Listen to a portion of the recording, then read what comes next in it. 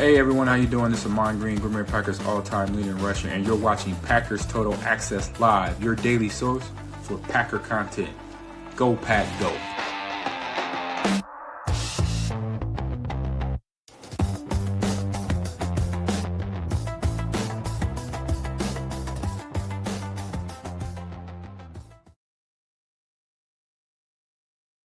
What's up, guys? Welcome into Packers Total Access. My name is Clayton. You can check us out on packernet.com. Find me on Twitter at Packers_access.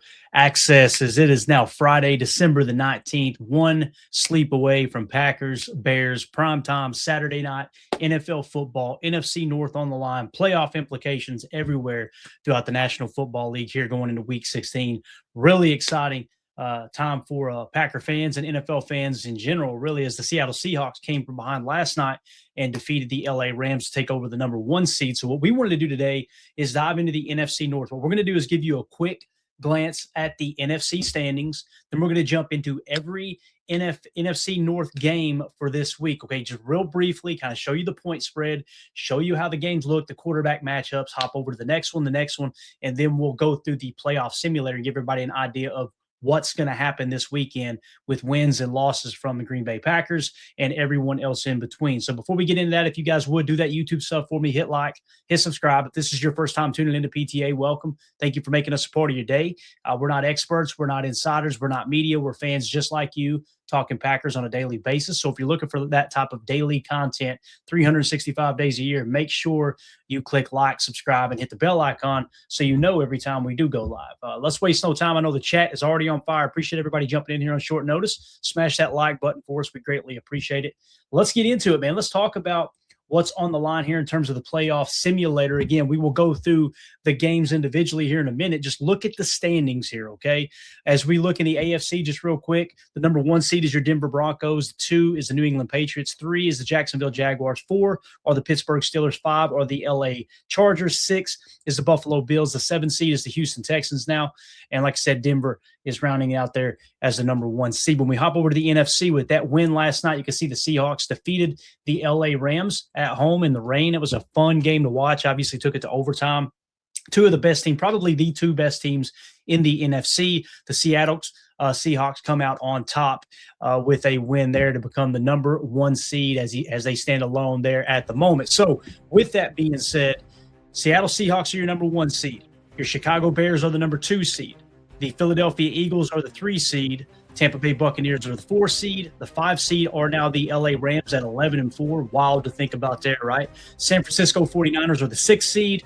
And then we get your Green Bay Packers as the number 7 seed as it currently sits right now. Again, we'll go through and mess with this playoff simulator on the back side of the show. Just want to give everybody an update on the standings there as they sit. So let's look at each individual game that involves the NFC North this week. And let's start with our very own Green Bay Packers versus the Chicago Bears. This is an exciting one. I'm really, really fired up to see how this game plays out. Obviously, it's going to be played in Chicago. The forecast, according to PFF's preview, is saying 37 degrees and overcast with clouds. So listen, that's almost perfect football weather, right? It's not one of those 15 degrees, 7-degree games where guys are kind of, you hate the hit in that cold of weather. I'm thinking 37 degrees, the players are probably feeling pretty good about that. So that's the forecast as it sits right now. The Bears come in at 10-4, right? They're 9-4-1 against the spread. The Packers are 9-4-1, and they're 5-8-1 against the spread on the year. So again, you got a 10-4 team against a 9-4-1 team. Currently, the Bears are 1.5-point favorites according to PFF. That's how they've got this one. Again, the Bears are 1.5-point favorites. As a Packer fan, you love to see that. We talk about that 60% mark. 55% of the money is on the Bears minus 1.5. So we dip below that 60% mark. It's going to be a close game, guys. This is going to be really, really close here. As like I said, 55% of the money is on the Chicago Bears minus 1.5. When you look at some of the rankings here, overall rankings, the Packers are second. The Bears are 13th. Defensive ranking, the Packers, according to the power ranking on defense, this is minus Micah Parsons, right? They have the Packers at 13th, the Bears at 10th. That's really interesting from PFF standpoint because the numbers suggest something totally otherwise. They put the Bears somewhere in the 22 to 23 range, right? And the Packers in the top 5. Power ranking on offense, the Packers are 3rd, the Bears are 10th. Strength of schedule played so far, the Packers have played the 12th toughest schedule. and the Bears have played the 22nd toughest schedule, which about on par for what we've talked about all year. When you look at the quarterback matchup, you've got Jordan Love versus Caleb Williams. Jordan Love is grading out at 89.3 according to PFF. Caleb Williams, a 74.6 is his PFF grade. When you look at the power rating, they give Jordan Love a 4.5, Caleb Williams a 2.5. That would rank Jordan Love as the 8th highest power ranking or rating according to PFF, and Caleb Williams 17th as it sits right now. Now, there's injuries across the board. The key injuries, in my opinion, in this game, obviously, it's going to be your first game without Micah Parsons. It's looking like Christian Watson will be good to go. We're still waiting on Zach Tom. Another key injury. I don't know why they don't always list all of the injuries here, but the ones I'm worried about are Zach Tom at right tackle. You've got Evan Williams at safety, and then Josh Jacobs. There's rumors, and I don't know, you guys do your own research. There's rumors that Josh Jacobs is walking around in a knee brace and been limping all week. I don't know if you guys have heard that as well. So there's a good chance you could be without Josh Jacobs, Zach Tom, and Evan Williams in that regard. So that would be huge in terms of injuries. With the Chicago Bears, they have their starting running back, DeAndre Swift, along with Mononga, of course, but DeAndre Swift, a vital part of that offense, 79.2 grade. He's listed as questionable with the groin. And then, of course, it's already been ruled out. Roma Dunze is out. And for whatever reason, they don't even mention our boy Luther Burden, who is out as well. Those are two huge losses for the Chicago Bears. Moral of the story, both of these teams are beat up pretty bad.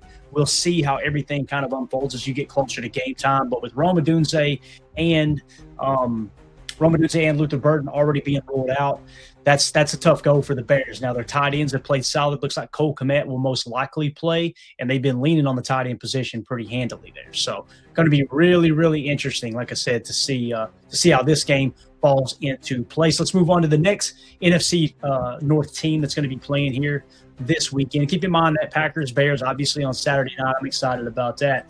We have the Pittsburgh Steelers, Aaron Rodgers, traveling to Detroit to take on the Detroit Lions. As it currently sits, it looks like the Pittsburgh Steelers are 7-point underdogs in this one. So they are saying the Lions are 7-point favorites as it sits right now. 66% of the public money is on the Lions -7. Obviously, this is going to be indoors in Detroit, so no worry about that 23 degrees and scattered clouds there, obviously. So, yeah, when you look at this, looks like the Lions are pretty heavy favorites. I would not rule out Aaron Rodgers in this game. Let's look how the rankings fall into place here. You got the Pittsburgh Steelers ranking 15th overall, the Lions 7th. The power ranking on defense, the Steelers are 19th. The Lions are 20th. I believe last I heard TJ Watt was probably not going to play. We'll try to look at the injury report here in a second. Power ranking on offense, the Lions are 4th best on offense. They have the Steelers at 20th best. And again, this is PFF's ranking system. So, this doesn't necessarily say the scoring rankings match up with this. As a matter of fact, I know they don't pretty handily.